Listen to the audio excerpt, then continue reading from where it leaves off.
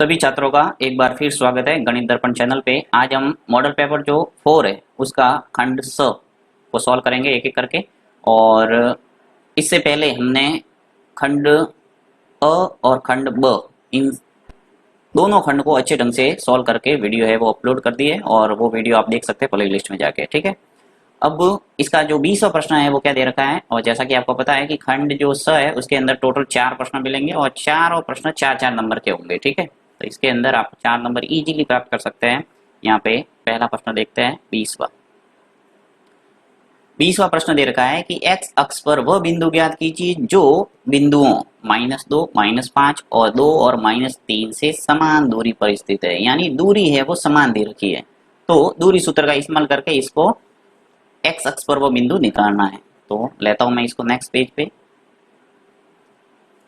ये सवाल ले लिया, वापस इसको पढ़ते हैं। एक्स अक्ष पर वह बिंदु ज्ञात कीजिए जो बिंदु 2, -2, -5 और दूसरा जो निर्देशांक है वो 2 और -3 से समान दूरी पर स्थित है। सबसे पहले तो आपको ये बता दूं कि एक्स अक्ष पे जो निर्देशांक होता है वो हमेशा होता है एक्स और 0, और अगर वाई अक्ष पे आपको पूछा जाता है तो आपको मानना है 0 और वाई।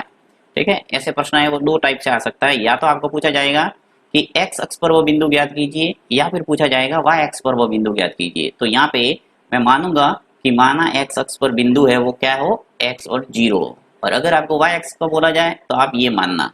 ठीक है, तो यहाँ पे देखिए किस ढंग से आपको पहले मानना है। लिखूंगा मैं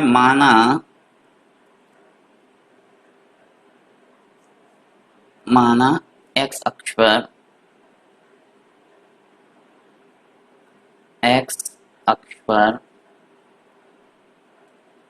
अभिष्ट बिंदु,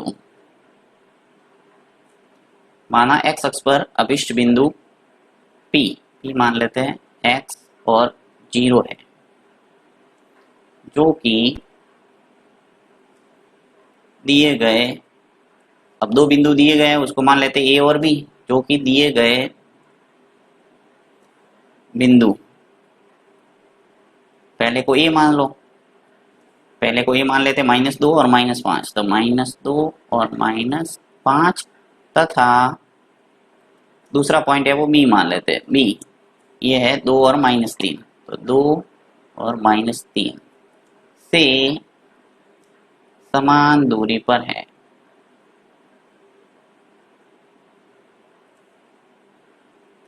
यानी क्या हुआ कि मैंने एक एक्स अक्ष पर एक बिंदु माना है P, ये जो बिंदु P है वो इस बिंदु A से और बिंदु B से समान दूरी पर स्थित है। ये इसमें बोला है कि एक्स अक्ष पर वह बिंदु ज्ञात कीजिए जो दिए गए बिंदु से समान दूरी पर स्थित है। तो समान दूरी का मतलब है कि दोनों दूरी यानी AP और BP, इन दोनों बिंदुओं के बीच की दूरी है वो समान होनी चाहिए। तो यहाँ लिखेंगे प्रश्नानुसार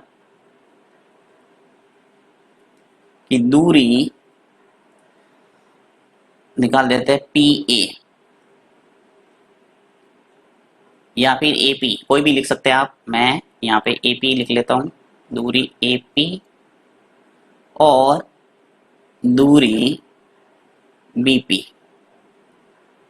ये दोनों दूरी है वो समान कर दी। आप PA और PB मानो, कोई फर्क नहीं पड़ेगा, आप कोई भी दूरी है वो समान कर सकते हैं। ठीक है, तो AP बराबर हो गया BP। अब दूरी सूत्र लगाना है, दूरी सूत्र आपको अच्छे ढंग से पता होगा।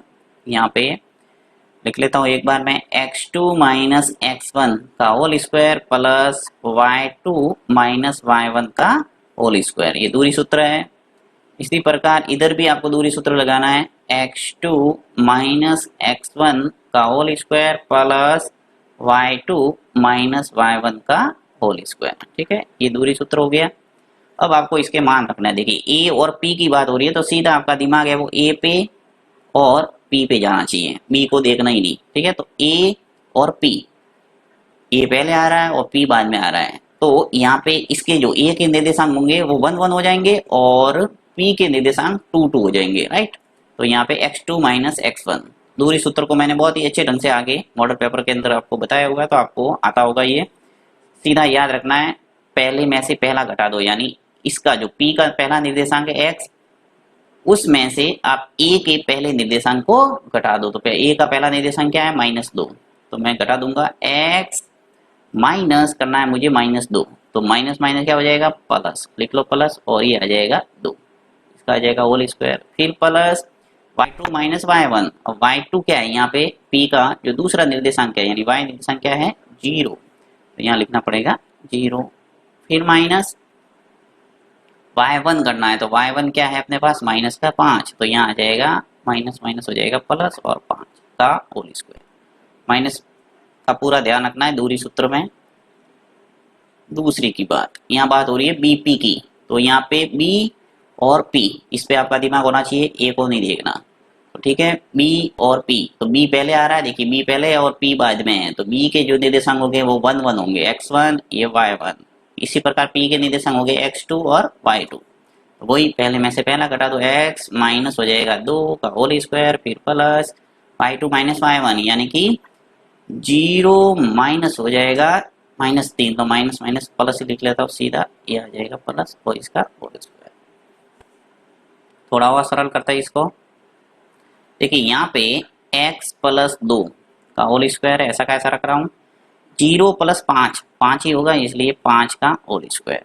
ठीक है, यहाँ पर भी ऐसे कैसे, थोड़ा सरल हो जाएगा, x माइनस 2 का होल स्क्वायर, फिर प्लस यहाँ पे 0 और 3 मिलके कितना होगा 3 ही, तो 3 का होल स्क्वायर। अब क्या करना है, दोनों पक्षों का वर्ग करना है, तो यहाँ लिखेंगे दोनों पक्षों का वर्ग करने पर, दोनों साइड में वर्गमूल है वो हट जाएगा, वर्ग करेंगे तो यहाँ पे लिखना है दोनों पक्षों का वर्ग करने पर। जैसे ही वर्ग करेंगे यानी इसके ऊपर आ जाएगा घात 2, इसी प्रकार इस पूरे के ऊपर भी आ जाएगी घात 2।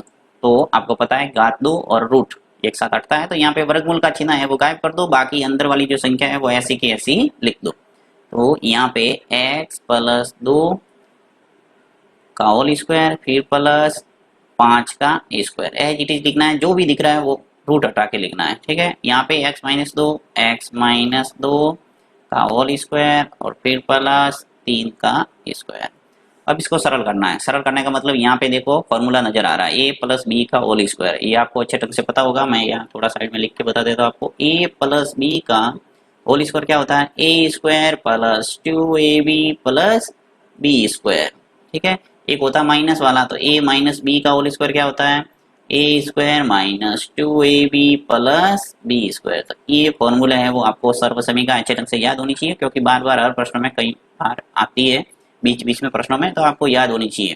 ठीक है, तो यहाँ पे देखिए प्लस वाला भी लगेगा और माइनस वाला भी लगेगा, x प्लस 2 ये तो है आपके a प्लस बी का होल स्क्वायर, x माइनस 2 का होल स्क्वायर ये आपके है a माइनस बी का होल स्क्वायर। तो यहाँ पे मैं a को मानूंगा x और b को मानूंगा 2, तो a स्क्वायर यानी कि x स्क्वायर, फिर प्लस 2ab, तो 2 और ab, यहाँ पे ax है और b 2 है, तो 2 का गुणा 2 से हो जाएगा, यहाँ आ जाएगा 4 और ये x, फिर प्लस b स्क्वायर यानी 2 का स्क्वायर करेंगे तो 4। ठीक है, इसका काम हो गया। 5 का वर्ग करेंगे तो क्या आ जाएगा 25, बराबर यहाँ पे माइनस वाला लगा दो, तो x स्क्वायर यानी a स्क्वायर हो गया, फिर माइनस, देखिए माइनस 2ab, 2 सूत्र में आ रहा है और यहाँ पे b है वो 2 है, तो 2 का गुणा 2 से करेंगे 4 आ जाएगा, और a है वो x है तो x आ जाएगा, फिर प्लस b स्क्वायर यानी 2 का स्क्वायर करेंगे 4, प्लस यहाँ पे 3 का वर्ग करेंगे तो क्या आ जाएगा 9। ठीक है, तो अब देखिए यहाँ पे दोनों साइड में यदि समान पद है और समान चिन्ह है तो कटता है, तो यहाँ पे एक्स स्क्वायर यहाँ पर भी है और यहाँ पर भी है, यानी लेफ्ट हैंड साइड में एक्स स्क्वायर है, राइट हैंड साइड में भी एक्स स्क्वायर है, तो काट दो इसको, तो काट देते हैं इसको, एक्स स्क्वायर से एक्स स्क्वायर है वो कैंसिल हो गया। ठीक है, फिर यहाँ पे देखो प्लस 4 इधर भी है और प्लस 4 इधर भी है, तो इसको भी उड़ा दो, समान संख्या नजर आती है सीधा काट दो, 4x इधर भी है और इधर भी है 4x, परंतु देखिए यहाँ पे प्लस का 4x है, यहाँ माइनस 4x है, इसलिए नहीं कटेगा। देखो यहाँ पे या तो ये सीधा आप काट सकते हैं ऐसे ही, या फिर आप पक्षांतर करके काटेंगे तो भी एक ही बात है। देखो एक्स स्क्वायर इधर था, ये पक्षांतर करके मैं लेफ्ट हैंड साइड में लाऊंगा तो क्या हो जाएगा माइनस एक्स स्क्वायर, और फिर एक प्लस का एक माइनस का भी कटता है, तो दोनों तरीके हैं, आप जैसे भी काटना चाहें काट सकते हैं। अब देखो यहाँ पे मैं 4x लिख रहा हूँ, जो बचा है वो, और इधर 25 है, राइट हैंड साइड में क्या बचा माइनस 4x है और प्लस के 9 है।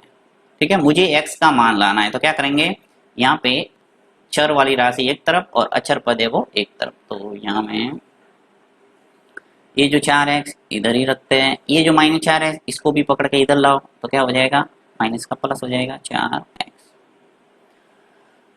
ये जो 9 है ऐसे कैसे, अब 25 है प्लस के इधर जाएंगे तो क्या हो जाएगा, माइनस का 25। 4x और 4x मिलके कितने हो गए, 8x, और 9 में से 25 गए तो क्या बचा, माइनस के 16।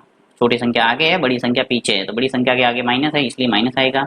अब x का मान क्या आ गया, -16/8, गुणांक का भाग लगता है। तो इस ढंग से आपके x की जो वैल्यू है वो क्या आ जाएगी निकल के, -2। जब हम भाग देंगे 8 का